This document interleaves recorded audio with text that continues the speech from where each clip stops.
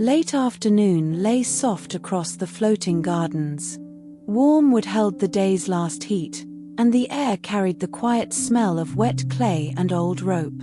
Small platforms of green drifted in a gentle chain, linked by quiet spans that barely stirred. Nia sat on a low bench that faced the still water. In her lap rested a small tin, its lid open, filled with unused tickets from trains and ferries that had never been claimed. She sorted them one by one, smoothing each corner with careful fingers, feeling the thin paper give beneath her touch. Nearby, Theo worked at the small ferry rope. He polished the worn length with a soft cloth, his movements unhurried. The rope creaked gently under his hands, a low sound that matched the slow breathing of the gardens. One ticket would not stay flat. It was the thinnest and oldest of them all, pale as aged paper and soft at the edges. Each time Nia pressed it down into the tin, it curled open again, as if remembering something it had never finished. When it opened, a faint sketch appeared above the water. A pale, incomplete bridge, drawn in lines so light they might have been breath. The planks did not quite meet in the middle. The sketch faded after a moment, then returned whenever the ticket curled free once more. Nia watched it without speaking at first. Theo paused in his polishing and watched too, the cloth resting quiet in his palm. Apricot light trembling on still water touched the half-drawn lines and made them soft. The unfinished span hovered there, neither solid nor gone, held only by the open ticket and the late quiet. Some tickets never took anyone anywhere, Nia said, her voice low. Theo nodded. They wait, he answered, soft as the cloth in his hands. They keep a place that has not been used yet. She flattened the oldest ticket once more with the side of her thumb. It rested for a single breath, then lifted its corner again. The pale bridge sketched itself once more, unfinished, hovering over the quiet channel between one floating garden and the next. Around them the gardens grew quieter. Leaves settled against clay rims. The rope bridges hung still. Somewhere a single drop of water fell from a pot into a shallow tray and made no second sound. Nia left the tin half open between them on the warm bench. The oldest ticket lay only half closed inside it, its edge still wanting to rise, the faint sketch waiting just above the water. Theo set his cloth aside and sat down beside her. They sat side by side with the tin between them, the stubborn ticket only half closed, and the water holding the last warm light without hurry. For a long while they only watched the ticket breathe. Its corner rose and settled and rose again, patient as a leaf turning toward light that had not yet arrived. Nia closed the tin gently and opened it once more. Theo did not speak. He only nodded, small and certain, as if the same thought had settled in him too. They left the bench together and walked the short path to the garden's outer rim where the planks met the quiet channel. The water there was dark and still. Theo knelt and cupped both hands. He brought up river silt that smelled of wet clay and old roots. Nia held a shallow clay pot steady while he filled it. The silt was cool against her wrists. She pressed it flat with her palms until the surface shone. Nia took the oldest ticket from the tin and laid it on the damp earth. For a moment it lay quiet. Then she pressed it down the way a person plants a seed, covering it with a thin soft layer of silt. Theo smoothed the edges. They waited without speaking. Something green stirred beneath the surface. A pale shoot of wood rose almost at once, thin as a reed at first, then thickening. It leaned outward over the water and began to knit itself into a narrow span. Planks formed one after another, soft and living, each one joining the next with a quiet creak like a door settling. The span reached farther with every breath they took. Below the new wood, apricot light trembled on the still water. It moved in small bright patches that never quite held still, yet never hurried away. The air smelled of wet clay and warm green sap. Nia closed the tin on what remained inside it and held it against her side. They packed nothing else. Theo looked once at the rope bridges of the old chain, hanging quiet and familiar behind them. Then he stepped onto the fresh growth. The wood held. Nia followed. Their feet found the new planks steady and faintly warm, as if the wood remembered being alive. They walked a little way out. The known gardens fell soft behind their shoulders. Rope bridges and clay pots and the warm bench grew smaller with each quiet step. At the first resting post, the living span offered them a place to pause. Both feet firm on the fresh wood, they stood still and listened. Behind them, the gardens they had left grew small and peaceful, their leaves and water settling into a hush that asked for nothing more. They left the resting post without speaking. The living span stretched ahead in a gentle curve, its planks the pale green of new leaves. Nia set one foot forward alone. The wood softened beneath her sole and dipped a little toward the water, as if it wished to rest. She drew her foot back. Theo tried the next plank by himself. It gave the same quiet yield, a slow bow that almost touched the surface before it held. They looked at each other. Then they stepped nearly together. Side by side, their weight settled into the fresh growth, and the wood firmed beneath them. It rose and steadied, warm and sure. Nia smiled a small smile. Theo answered with one of his own. They walked that way, matching their paces so the bridge could feel them both. Theo began to hum under his breath, a low tune without words. The sound drifted along the rails and out over the still water. Nia kept one hand on the side rail. It smelled of wet clay and green sap, soft under her palm. When a plank softened again, she waited for Theo's step to join hers, and the wood answered with quiet strength. Apricot light trembled on the still water below them, catching in little ripples that never quite formed. They moved slowly. The air stayed mild.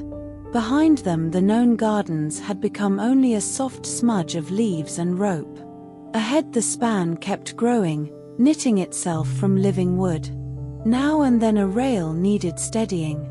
Nia pressed it gently into place while Theo hummed, and the bridge took their shared weight without hurry. Midway, they found a wider landing. The planks spread into a small open place, smooth and faintly warm, as if the bridge itself had paused to breathe. They stepped onto it together. The wood held firm and quiet. Far ahead, a brightness gathered along the unfinished line of the span, a pale glow that had not been visible from the home gardens.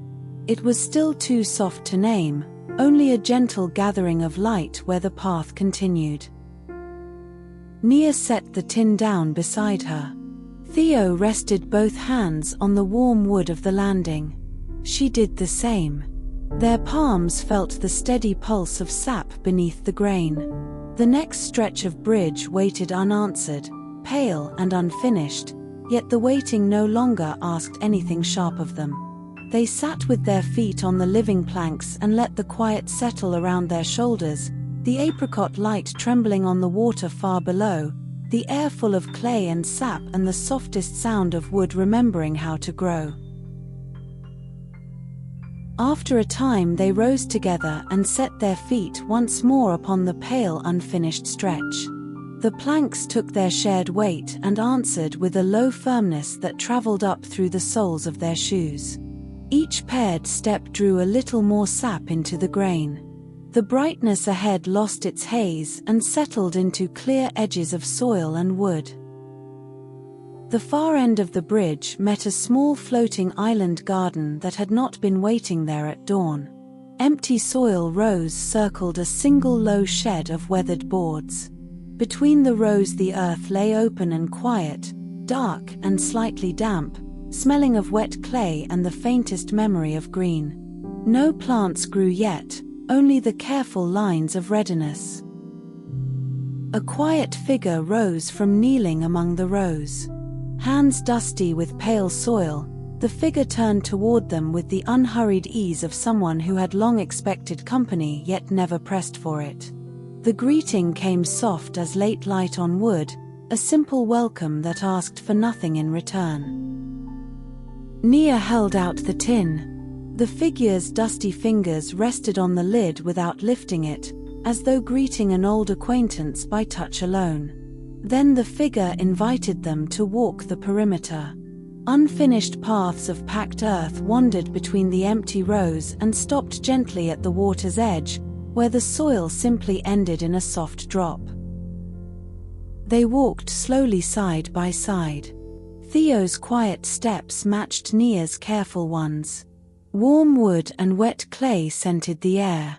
At every pause they could see apricot light trembling on still water that held the island in its calm ring. The unfinished paths seemed content to wait, their edges soft and unfinished yet without any sense of lack. At last the figure led them to a bench of pale green wood that faced the empty rows. 3 cups of tea cooled between them on the smooth seat. Steam rose in thin curls and faded. The shed stood nearby, its door half open to the same quiet light. Nia rested the tin on her knees. Theo watched the still water beyond the last path.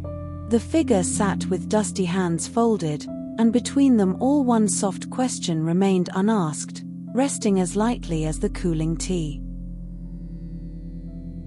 The figure lifted a cup and held it a moment, as if the warmth itself were part of the answer. Nia's fingers rested on the tin. Theo's gaze stayed on the water beyond the last path. The unasked question waited between them like the thin steam that still rose and thinned. At last the figure spoke in a voice no louder than the settling of dust. The oldest ticket had never been whole on its own. It had always been drawing only half a bridge, the pale span that reached outward from wherever it was held. From this island another half had been growing for a long time, quietwood knitting itself toward anyone willing to share the crossing. Nia looked down at the tin on her knees. She understood then why the thin paper had never stayed flat. It had been answering a call she could not yet hear, curling open again and again toward a shore that waited in the same unfinished patience. Theo nodded once, soft as a breath. His ferry rope and her careful tin had always been meant to meet this waiting edge. The figure's dusty hands opened a little. The empty rows, the figure said, had been tended for visitors who carried unfinished journeys. Paths stop at water only until footsteps arrive from both directions. The planks they had walked needed 2 sets of weight so the span could finish itself and become one continuous way. As the words settled, a soft creak sounded from the direction they had come. Nia and Theo turned. The bridge they had steadied midway now reached fully to the island soil. Where unfinished paths had ended in a gentle drop, pale green wood had met and knitted without seam. The landing widened by a single plank's width, as if the island itself had taken one quiet step closer. They rose and walked together to that new join. Theo rested a palm on the rail. It felt firm and cool, smelling still of wet clay and sap. Nia set the tin down for a moment on the joined wood and watched the lid stay closed, content at last. The figure followed at an easy distance and stood with them where the soil began again. No one spoke for a while. The shed door remained half open. The tea on the bench cooled completely. Between the new island and the distant chain of gardens, the water lay open and calm. In the hush after the telling, they watched apricot light tremble on the water, everything quieter and clearer. They turned from the joined planks and walked slowly along the empty rows. The quiet figure brought a small basket of soft river silt and set it down between the waiting beds. Nia opened the tin one last time. The remaining tickets lay thin and pale inside, edges curled from long years of waiting. One by one, she and Theo pressed each ticket into the damp earth, just deep enough for the soil to hold it. The figure smoothed the surface with gentle palms, leaving no mark but a quiet readiness. Warm wood scent mixed with wet clay as the late light leaned lower across the island. Almost at once, slender green wood rose from the planted places. Footpaths uncurled in soft arcs toward the water. Narrow bridges reached outward in patient curves, each span stopping a short distance from any far shore, half-made and open, ready for someone else to meet them halfway. The rows that had been empty now held beginnings. Nia lifted the tin. It felt light in her hands, almost hollow, the weight of unfinished journeys gone. She closed the lid and held it against her side. Theo found a length of new green rope that had grown along one of the fresh rails.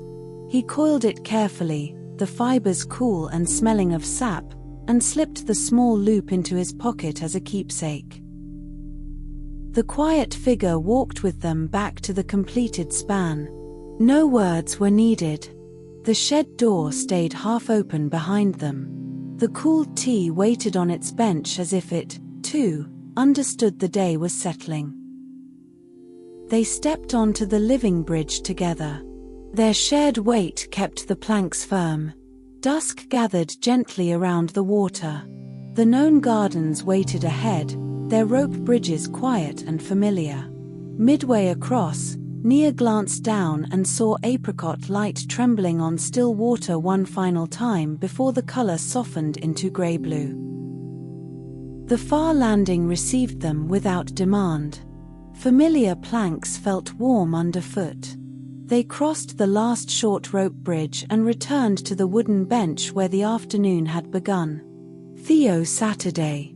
Nia sat beside him. The tin rested closed between them, lighter than it had ever been. Around them, the floating gardens held their breath in kindness. Distant new arcs of green wood waited somewhere beyond sight for other footsteps. The water darkened slowly toward sleep. No ticket curled open. No sketch returned. Only the soft creak of wood and the hush of evening remained.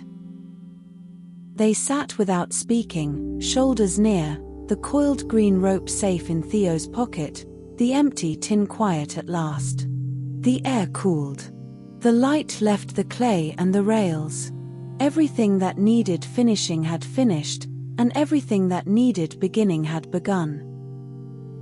The gardens grow still, the water darkens fully, and sleep comes soft and shared.